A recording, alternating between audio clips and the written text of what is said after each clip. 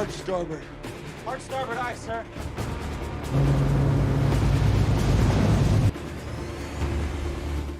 What we just saw there was the steering of a battleship, but we're here today to ask the question, how does this rudder control work? Hello, and welcome to our presentation today. The topic of our presentation will be the hydraulic actuator rudder control system that is used on a battleship. Our design team consisted of 3 members. We have Mackensie, Harrison, and Justin, and today we'll be presenting on some of our project work that we completed and presenting it to explain some of the concepts that we found. So on our agenda is the model development, in which is the derivation of the transfer function. This will be done by myself, Harrison. We have the open loop modeling, which will be done by Mackensie, and the closed loop modeling and PID design will be done by Justin. So let's get on to system modeling. So I'll go over a quick description of our system. We're designing a control system for the actuation of a rudder on a battleship. As the rudder angle increases, the drag forces will increase because there is more water in contact with the rudder. The actuator is driven by a pump, and the position of the actuator is the focus of our project. There's been many assumptions made, and these are available in the report. As we can see here, this is the style of rudder that we have, where we have a lever arm and a linear actuator that will turn the rudder. So the system model. Here we have the free body diagram and the system model for our project. Here we have, this is a standard model of a hydraulic actuator in which we have a force that drives the piston down, a reaction force, a spring system with the damper, and an input force and an inertial force. Here, as we can see, as I spoke briefly in the last slide, fluid moving in will push the piston down, and as the rudder has a pivot here, this will move this lever arm, which will turn the rudder backwards and forths. So the free body diagram can be taken as the sum of forces, and then we reach the differential equation here. We've excluded the input force because the only input force to our system will be the drag forces, and as we'll discuss later, these drag forces can be assumed to be a spring. So now as for the force derivation. Here we can see a sketch of the rudder. So we have the rudder here with the lever arm and the actuator shown in green. In the resting state, it is 200 centimeters, and then when it pivots out 35 degrees, it moves to 250, which means our actuator will actuate 50 centimeters. We did some fluid mechanics, and we were able to work out at our assumed 20 knots ship speed that the force acting on this rudder at 35 degrees is 75 tons. And when we take the sum of moments, we're able to work out that our actuator will have to support 163 tons. As the force is 0 here and 163 here, and our actuator reduces in length as well, we can assume this force acts as a spring on our rudder, as springs constants are derived as newtons per meter. So we've done some other derivations as well. Here is our standard differential equation. As the FB is the force resisting the piston going down, this is the resistance of the force due to the fluid trying to move out of this small exit. Since the force and fluid coming in is much greater, we can just assume this is to be 0, so FB will be ignored. Now for FA, we'll model as the sum of fluid in our system. So our system consists of QA, which is the fluid flow that is pushing the piston down, while QL is the fluid that is seeping past the piston rings, which is a function of pressure and our loss coefficient. QA is obviously the cross-sectional area with the velocity of the water or the velocity of the piston moving down. The total flow is the sum of these, and that is represented by the pump speed multiplied with the displacement of the pump. Now, for the damping coefficient, this is extremely difficult to find as it is more experimentally derived.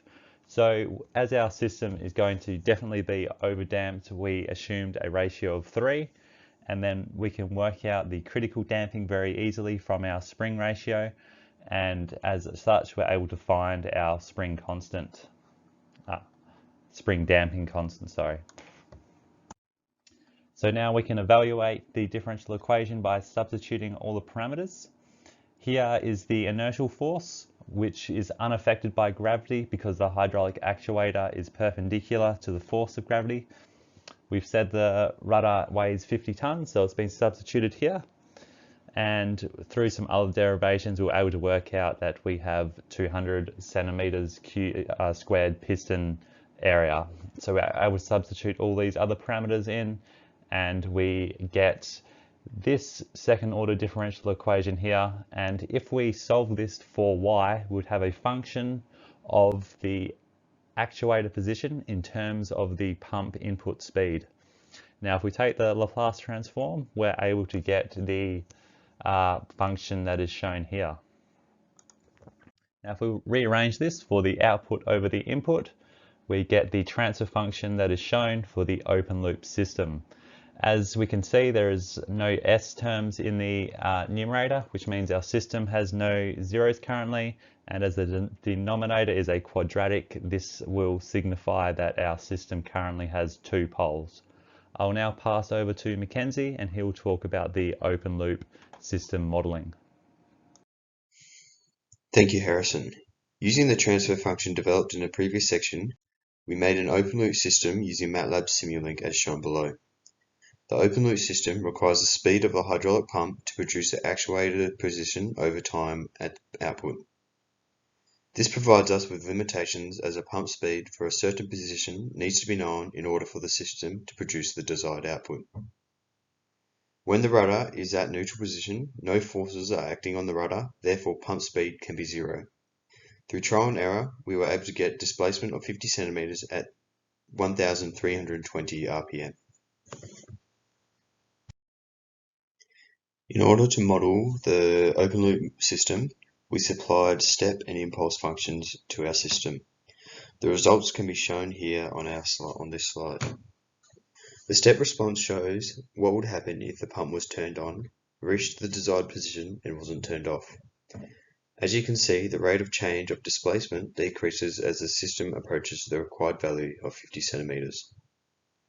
The impulse response seems to have little effect on the system as it only reaches a maximum value just less than 0.8 centimeters before returning to 0. This is due to our system's high damping and mass, so a much larger time period would be needed to have any kind of usable output. Using the unit step input, we can determine our dynamic response characteristic for our system. This will allow us to determine our overshoot, rise time, settling time, and steady state error. As we can see from the table, our overshoot is 0 as required for our system, with rise time and settling time being 5.72 seconds and 9.07 seconds respectively.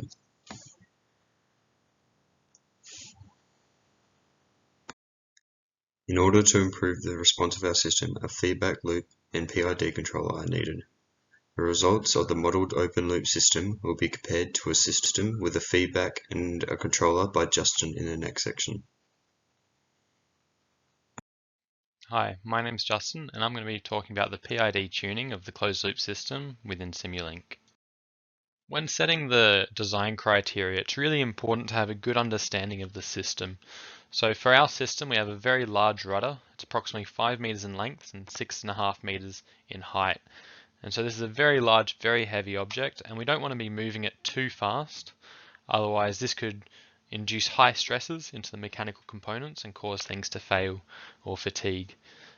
But we also, on the other hand, don't want to go too slow, because then we're introducing a lot of lag into the steering, and this could cause oversteer.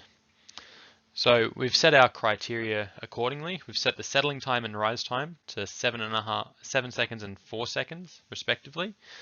and we've also set 0 steady state error because we want to make sure that we're on course and we don't want to be straying from that.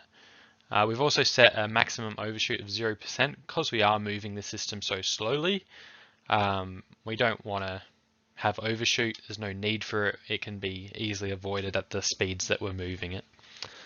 So based on this table 3, we know if we adjust the proportional, integral and derivative coefficients, how that will affect each of these criteria. And a lot of them are interlinked. Changing the proportional will decrease the rise time, but also if you change the integral, this also decreases the rise time. And so there's a bit of tuning that has to go on to get the output just how you want it. So to start with, we did some manual trial and error tuning based on the table 3 from the previous slide. With that information, we started with KP, KI as 1 and KD as 0 just to keep the system relatively simple and see where we were. So with this, the integral was able to account for the steady state error and we ended up with a 0 steady state error, which is good, but all the rest of it was very far out. So we then refined this with the PI controller. We didn't use any derivative control at this point, and we got the settling time and rise time to approximately where we want it. It was slightly long, but it was very close. And so at this point we wanted to address the overshoot. And so as you can see, we moved on to the third one and we added some derivative control as this is the most effective way to reduce overshoot. And as you can see, we managed to get 0 overshoot, 0 steady state error, and we were very close on the settling time and rise time, but we were slightly out of spec by less than about half a second. So being able to use that theory of how each of the PID coefficients affect each of the design criteria was really useful to get a better understanding of how each of the control systems work, but it was very slow, very tedious. So from there we went and used one of MATLAB's built-in PID tuning applications, and it's very easy to use. You're able to adjust the variables in real time and able to get a response straight away. It's very fast. And so we were able to make them fine adjustments. You can see the adjustments there above the graph of each of the individual coefficients. So the dashed line is our trial and error adjusted PID control, and then the solid blue line, that one is the one that we got from the PID tuner that's built into MATLAB. So we were able to obtain the PID settings that met all of the design criteria, and as you can see we had a settling time of 6.88 seconds and a rise time of 3.85 seconds with no steady state error and no overshoot. And so this is right where we want this system to be for speed and response. And so this was a powerful tool to be able to tune our system. Another tool that we use to design our controller is the CISO controller design tool. This is a very powerful tool that allows you to see the root locus at the same time as your step response. So using the previously calculated PID coefficients, we tuned this PID and the root locus can be seen here on the left. So having a look at it, you can see that it's always in the left half plane, which means that this is always going to be a stable system. By moving the poles further to the left, we found that we get a faster response, and moving them to the right, closer to that imaginary axis, we get a slower response. And this is really useful for when you're designing a control system. Through this design tool, you're also able to add more poles and zeros in the form of compensators and controllers. In this case, we used our PID. So we wanted to have a look and analyze the system when it's unstable and marginally stable. So we selected a PI controller, as you can see on the right there, and we set the K value of the system to 0.78. This made our roots lie, two of our roots lie on the imaginary axis, which led to an oscillatory response, which this didn't have any growth or decay. So it was a constant oscillating response, which is what we see in our control systems theory, that this is a marginally stable system. Then we moved the poles to the right half plane by increasing K above that 0.78, and we found that we got an exponentially growing vibration, and this is definitely not what we want in the system. But this is a very powerful tool to be able to manipulate the root locus and your pole position and very quickly see the output. So thank you for listening. I'm going to leave you with the outro, and have a good day. Hard left rudder. High left ready, aye, sir.